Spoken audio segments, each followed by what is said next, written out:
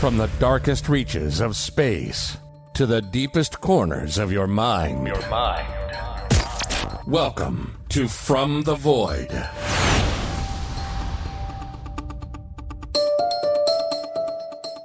You're listening to From the Void, the podcast that dares to explore the strange, the unexplained, and the forgotten. I'm your host, John Williamson.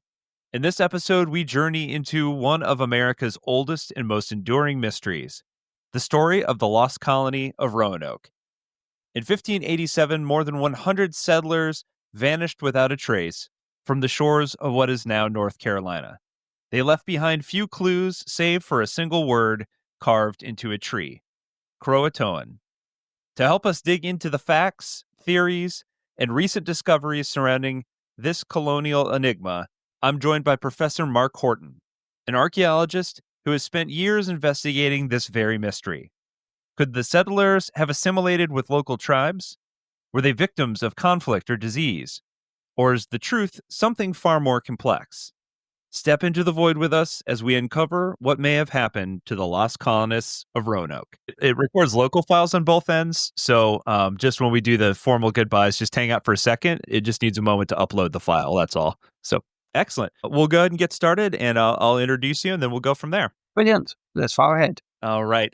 Welcome to the podcast. I'm very excited to have on Dr. Mark Horton. Thank you so much for spending some time of your day with us today. Hi, John. Great to be with you. Absolutely. So this one's a really interesting story. I'm a big history nerd myself. My undergraduate degree is in history, and this is a story that stuck out to me as a child. We learned it growing up in the United States. But what was interesting about it is that I'm learning as an adult now that we didn't get the full story necessarily. And so there's some bits and pieces that we'll fill in here. Before we jump into it, though, tell folks a little bit about yourself and the work that you do. So I'm Mark Horton. I'm over in England. I live in a Tudor house, a 16th century house. So every day I live Tudorism. I'm an archaeologist. I'm the professor of archaeology at the Royal Agricultural University in Cirencester, England, which is in the West Country near Bristol. And I'm a professional archaeologist. Have been excavating sites all around the world. I've just come back from Zanzibar, and we've got projects in Britain and Mongolia. But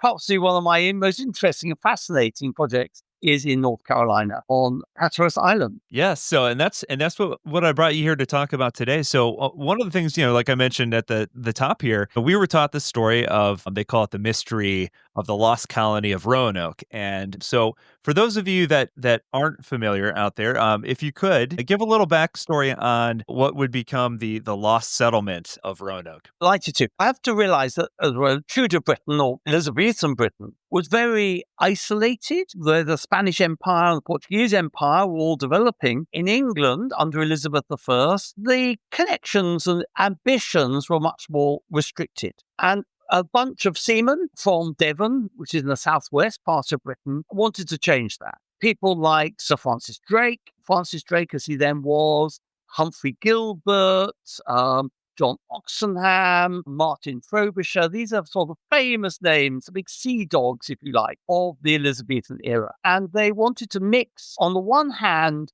privateering, if you give it a polite name, or pirating, if you want to give it a rude name, it's more like pirating, with ambitions to try and establish bases in foreign lands that could be the basis of an Elizabethan colonial empire. And this was really all developing in the 1570s. Drake had just returned back from his navigation around the world, and he had aspirations to even establish a colony somewhere on the northwest coast of America, because he thought that there'll be a seaway along the northern end of Canada, the Northwest Passage. Of course, there wasn't. There might be nowadays with global warming, but then in the 16th century, there wasn't. But he had ideas of a great colony called New Albion. And Humphrey Gilbert had an idea of establishing a colony in Newfoundland. Unfortunately, he died on the way back, got drowned, and his patent to create colonies passed to his cousin, Sir Walter Raleigh, or Walter Raleigh as he then was. And Walter Raleigh saw the opportunity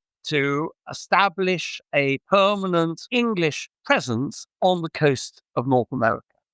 This was a coast, as he called Virginia, after the Virgin Queen, Queen Elizabeth. And so from the 1580s, promoted a number of voyages to East Coast America. Initially in 1584 to do a reconnaissance voyage to work out where to settle. And then that was followed in 1586 by a more permanent establishment. This was called a military colony. It was under Sir Richard Grenville, another famous Elizabethan sea dog. And they came to the Outer Banks and planned to create a permanent English settlement. They settled kind of by mistake on the island of Roanoke, which is one of the islands of the Outer Banks. And this military colony was a disaster, like many colonies were. And actually, they all had to be rescued by Sir Francis Drake, who was returning from raiding the coast of Panama. And they all went back to England. But that didn't stop Raleigh planning a much grander settler expedition. I should draw a breath at this point. Yeah, this is good stuff, because this is all sort of, I think part of what we were taught as kids here in the United States, that eventually there is this settlement that comes to be on this island off the coast of North America. And I think I'll just tell this version very quickly so that way we can kind of get into the details that probably weren't included in the version that we heard, was that this settlement then comes to be ultimately one of the mayor, one of the leaders has to go back for supplies because, pretty rough going.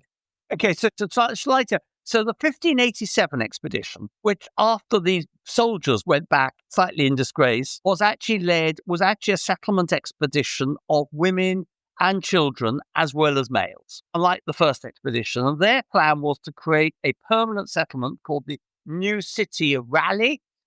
And they had no real idea where they were going to end up, but they were decamped on Roanoke Island.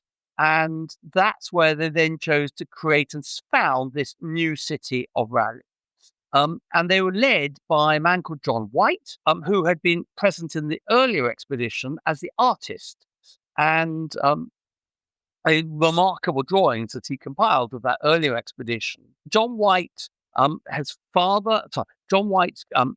daughter was married, and while they first arrived, his granddaughter, Virginia Dare, was born. However, and how the story goes on, after a couple of months, as the ship prepared to go home, because these settlements, what they did was they basically dumped them there and let them to fend for themselves, and the ship sailed back to England. And according to John White's account, they implored him to go back with the ships to say, we need more food and possessions.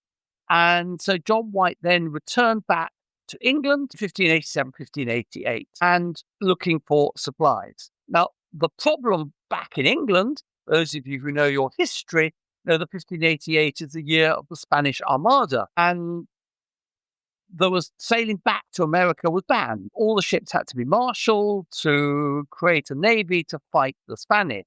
And so when White returned, he wasn't able to go back easily with a ship full of supplies, but had to kick his heels around waiting to return. He eventually got back in 1590, and he managed to sail to the island of Roanoke, where he'd left his daughter, her husband, and his granddaughter, along with all the other colonists, and went to the new city of Raleigh and found the place abandoned. And literally the doors were swinging on the huts. There was nothing left there. And he was very miserable that he'd basically lost, where all they were. But there was a clue to the tree that said the word CRO, which probably stood for the island of Croatoan, where they indicated that the island that they had gone to await rescue. Now, I think you pointed out two details that are very interesting because they're not necessarily a part of the story that we're told. Now, we're told about the mysterious message, which kind of lends itself to the lore and legend behind this story. But what's interesting point, at least to me, in my remembrance of this story, is that's a large gap of time between when he left to go retrieve supplies and when he was finally able to return. It's several years. And, again, this is in the days prior to even like the telegram being invented. And so there's no real way for him to maintain communication with his daughter and the rest of the settlers. So there's this gap of time where there's, I would assume, no communication at all before he's able to. So the last that White sees of his daughter and the colonists is when he set sail in 1587. And when he returns back, they've gone. The really sad thing was that on his way to reach Roanoke Island, he went past the island of Croatoan, where they said they had gone, where he subsequently found. So the question is, why didn't he actually go back and find the colonists who were probably sitting on Croatoan Island, which is now Hatteras Island, waiting to be rescued? Well, the answer is that the prevailing wind direction, of course, this was days of sail, was in the wrong direction. They had already lost people trying to get into Roanoke Island through the very narrow inlet. And the captain of the boat that brought him over wasn't, he said, there's a big storm coming, I've got to get back to England. What he really wanted to do was some privateering on the way home, and didn't face going back the 50, 60 miles that was needed to go back to Croatoan Island to accompany the mission. I mean, truth, but John White had always hitched a lift on the boat rather than actually it was a properly funded expedition to do what it was meant to be done. So he returned back to England empty-handed, knowing that his relatives and the colonists were probably living on Hatteras Island. And he wrote a letter to one of the great Elizabethan narrators of this period, a man called Richard Hakluyt, in 1592. So that's why we know what happened. He described his event and how he walked around the island looking for the colonists and how he found this inscription on the sea, on the tree. But he never returned. He wrote the letter actually from Ireland, and that letter is the last we ever heard of John White. Wow. I mean, it's really a heartbreaking part of the entire story. It's this man who loses essentially his entire family, thinks he has a good idea of where they might have gone, and is so close, but yet isn't able to confirm it. And so the other piece I want to talk about that you highlighted is the inscription on the tree. Some places it said it's a post, but this is not as mysterious as we were led to believe, at least me growing up as a child. This was actually an agreed upon form of communication, correct? That's absolutely correct. In fact, there were two inscriptions. One on the tree was CRO, and one on the palisade of the fort, or the city of New Raleigh, as it were, was the word Croatoan written out in full. So there was absolutely no doubt. And the form of communication John White described as if they put a cross under the inscription, then they'd left under duress. If there was no cross, then they'd left voluntarily. And the inscription has no cross. So they made the decision to go to Croatoan Island. Now, one of the issues has been that historians have doubted the whole Croatoan thing. They basically said, well, we don't know where Croatoan is. We think it's a tribe. There's a bit of mystery as to where they might have gone. There's no mystery at all. John White, in the earlier expedition, drew a map. And that map's in the British Library. And that map shows very precisely the island of Croatoan, and even marks where all the Indian villages are on the island. So there's no mystery about who the Croatoan are or where they went to. They went to the island of Croatoan, which is now Hatteras Island, and the villages of Buxton, Frisco, and Hatteras. And it's remarkable to me, knowing now that the time frame, or the extended period of time in which John White was away and returned, and the fact that they were never truly able to confirm or deny the idea that they went to this island. They were never able to go there to say, hey, they're either there or they're not, and then we have all of these various that crop up despite the fact that everything is pointing towards the fact that they migrated over to this island from, killed by the natives, killed by Spanish explorers, all these sorts of things. So your work really comes into play. Okay. So I really have to explain that one of the problems with all these stories is, I'm afraid, an enduring American racism, because the implication of them going to Croatoan Island, Hatteras Island, obviously mixing and being assimilated into the local Native American population, suggests that the first English in America are not the Mayflower or the Jamestown settlers, but actually these Elizabethan, yes? And if you want to look for them and you want to look for their genes, you look for them in the Native Americans of America, but not the white descendants. And this is what has created over the years the fundamental problem. Now, if we look back into the 1920s, 1930s, when many of these issues were being debated, this is the time of the Jim Crow laws, the fact that interracial marriage was illegal, was a crime, and So the notion that the first settlers were living and marrying and having sex with Native Americans was something that the historians of that earlier generation could not stomach. And so they did a number of things. They created this myth about the lost colony and so forth, but they also created fraud. And the most egregious example of this fraud is what is known as the deer stones. Now, the deer stones were found, or the original deer stones were found in 1937. The height of this racism, American isolationism, and so forth, white supremacy, Ku Klux Klan, and all that. And it was planted by historians, a couple of historians who've done the work from California, from Berkeley, California, and was planted to create a totally different narrative.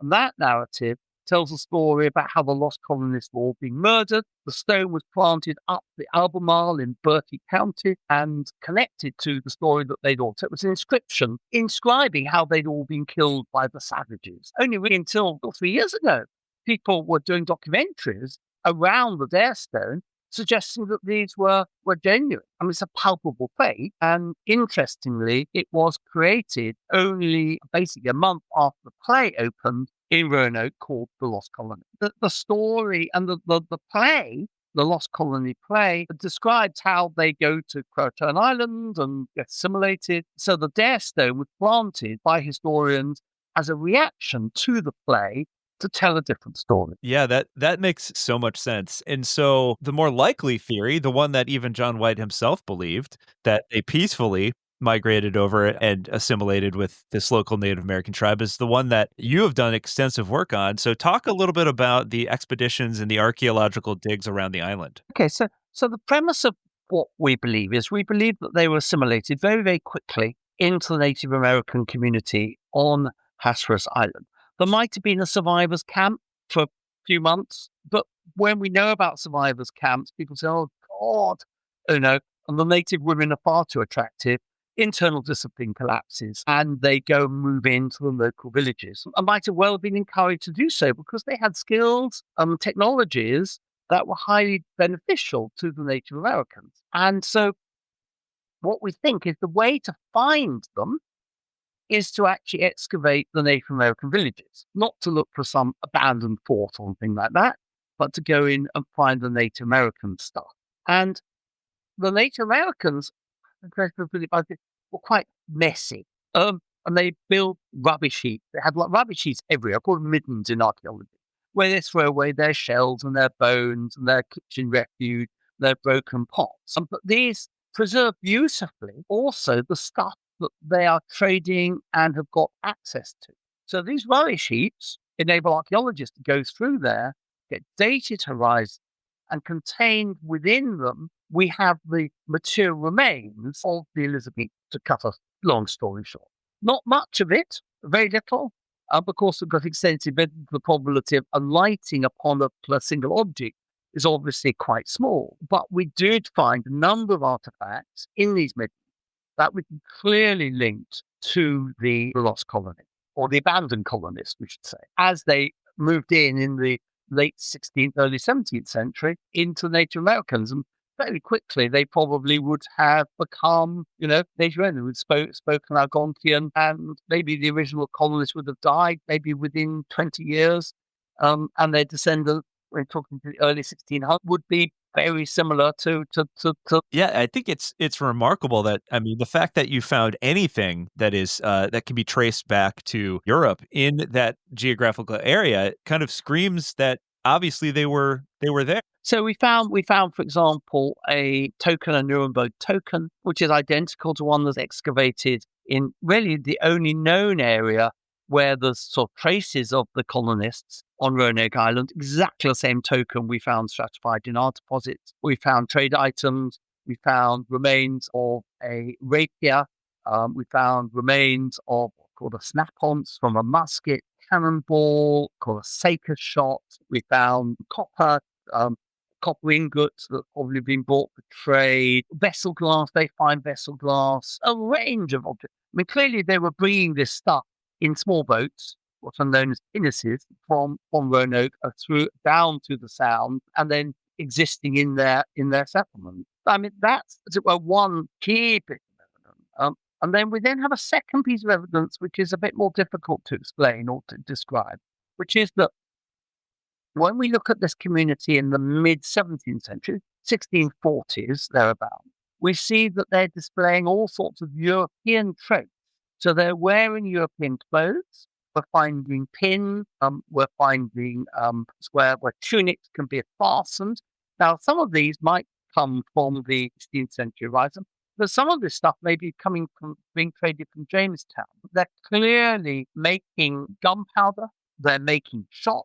They can work copper. They're chopping copper into nice little figurines. They have all sorts of technological know-how that the Native Americans of the Outer Banks don't have. So, to me, an almost more convincing case is the fact that this community have these skills, these technological skills and know-how, and they're wandering around in European clothes, and they suggest that actually that Englishness, that English culture, has been retained over several generations. That's remarkable. And so surely there must be some lore within the Native American community as well that sort of lends to this theory as well, I would assume. Well, not really. I mean, the last we really hear of them is in 1700, when John Lawson, who was a traveller, a geographer, a surveyor, really, on the Outer Banks, he was subsequently killed a couple of years later by the Native Americans. But he wrote an extraordinary account of his travels, and he described the community on Hatteras Island as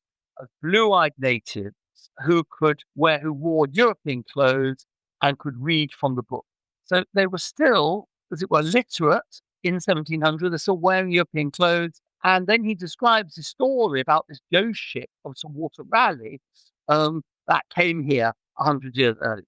So he recorded the tradition in 1700, and then that was maybe the last we heard of them. English settlers moved onto the island in the 1740s, and we've seen that they might have created a connection with the survivors of Lost Colony, who this time were basically Native American, and how they connected with these new English pioneer settlers and were beginning to sort out. But also they might have been involved as allies of the English in the Tuscarora Wars, so they might have moved out onto the mainland. Finding the descendants of the Croatoans today is a bit of a challenge. Yeah, it's still, there's so many data points that certainly point towards this being the case in terms of what happened to that original settlement. And it certainly rewrites history as we knew it growing up anyway, or up until this point. Yeah, I mean, I think the story is that, with history is always being written by people who have an agenda to take. Archaeology is its science. We might have an agenda, but basically we have to be driven by the data. And the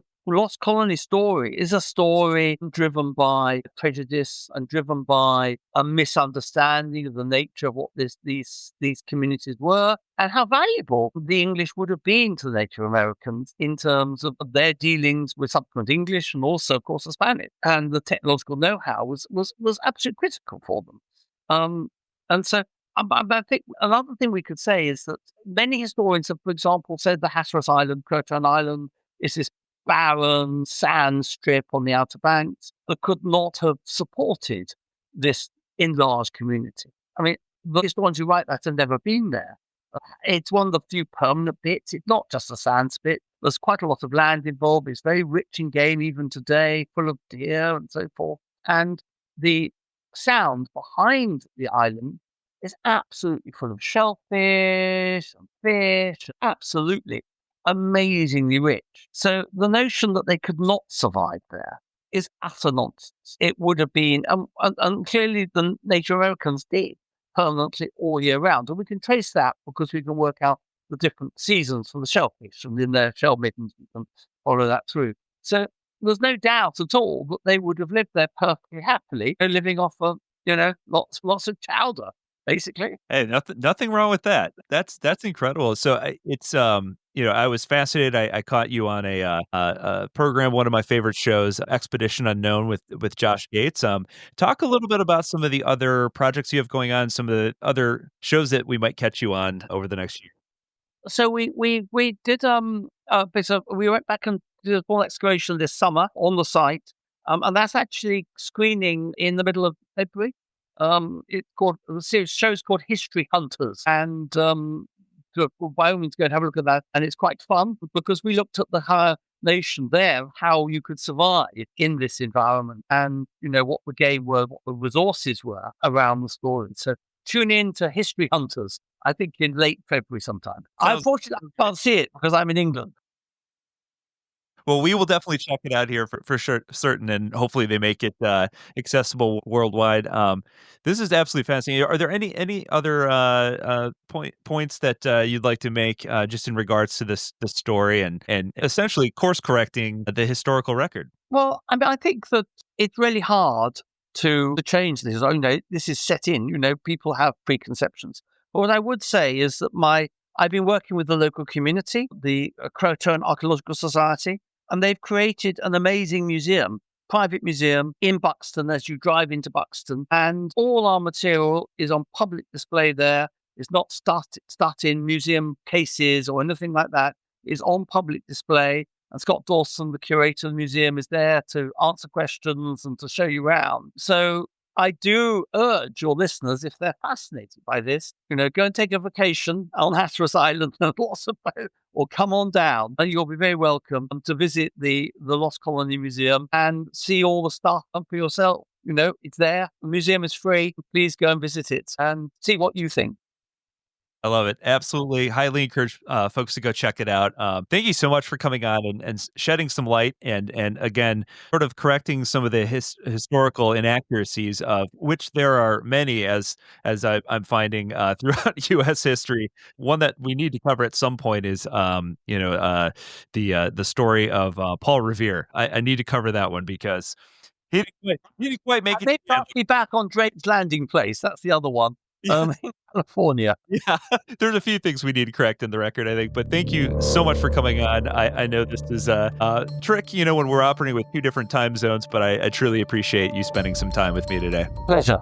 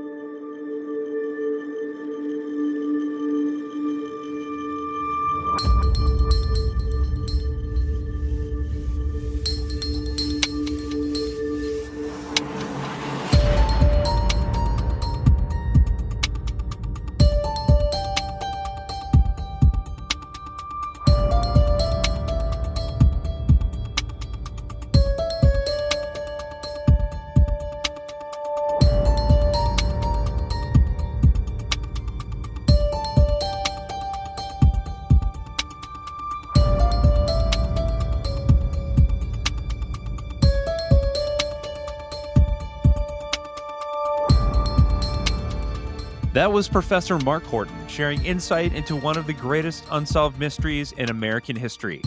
The story of the Lost Colony of Roanoke continues to captivate, not just because of what we don't know, but because of what it says about our desire to make sense of the past. If you enjoyed this episode, be sure to subscribe, leave a review, and share it with someone who loves a good mystery. I'm John Williamson, and this has been From the Void, where we shine a light into the unknown. Until next time, stay curious.